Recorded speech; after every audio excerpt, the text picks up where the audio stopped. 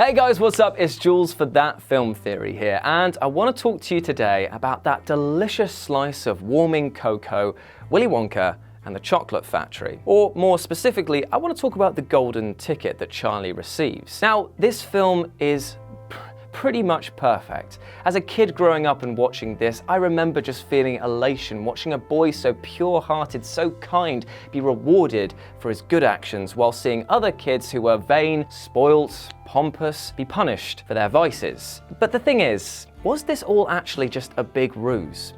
I mean, why would Willy Wonka ever want these kids, these types of kids in his factory? What if instead this was actually some sort of bizarre interview in which Charlie had been rigged to win? Now, I know this sounds absolutely mental. Who would go through all of these stages just to pass on a job? Well, Willy Wonka, that's who. So let's have a chat about Charlie and his golden ticket. So my argument is that Willy Wonka gave Charlie his golden ticket on purpose. The easiest way to prove that it's all rigged is to look at the character of Slugworth. He's always present mere moments after the ticket winners have been found, and in Veruca Salt's case is in the factory before the ticket is found. Now this screams that there's some sort of orchestration, right?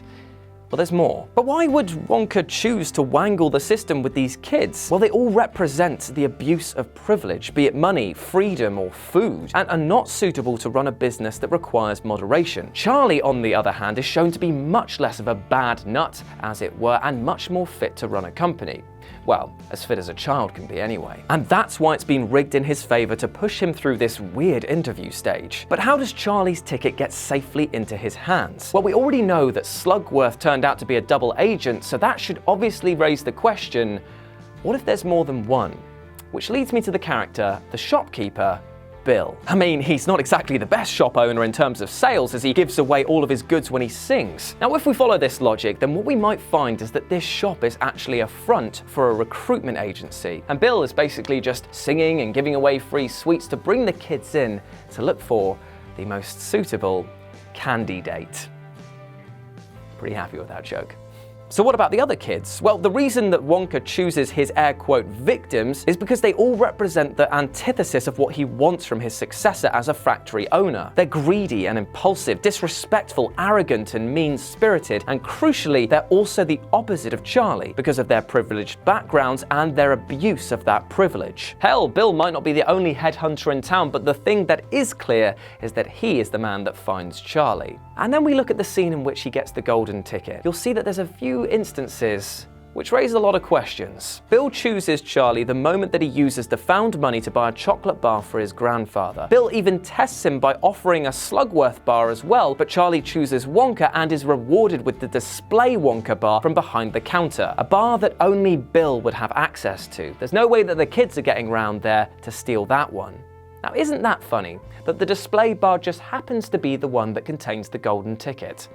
Almost like it's severely been planned. Also, consider the fact that Wonka knows about Charlie. He even says so when they meet. But seeing as Charlie only got his ticket a day before the tour, how would he have had time to read up about him? It's almost like in this instant, he's giving the game away. But why Charlie? Well, as I've mentioned before, he's kind-hearted, imaginative, selfless, but it's actually the concept of purity that makes him so appealing to Wonka. Remember when we hear the backstory about the factory and how some of the employees sold secrets to other competitors, and there were even spies that tried to infiltrate it that led to its closure? Well, therein lies the issue. Wonka doesn't trust any other human. That's why his entire workforce is Oompa Loompas. But with Charlie, what he has is the perfect mold in which to make his impression. Charlie is so good, so nice, that he's actually the perfect blank slate. And with Charlie, he can mold the boy into a version of himself, while at the same time being secure in the knowledge that he wouldn't betray his trust. But that's not to say that Wonka is a villain. I mean, there are plenty of other theories out there that would suggest that, which I'm sure that we'll cover further down the line. What I'm saying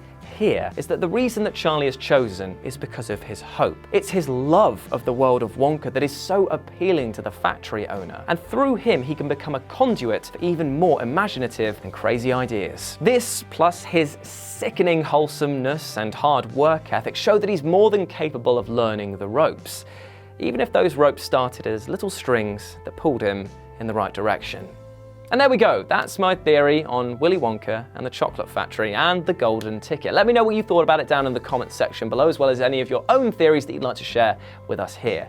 Any sort of likes, shares and subscribing that you could do would really help, as we are a small channel, but we're growing every single day. Until then, I've been Jules, you've been awesome, and I'll speak to you soon. Bye.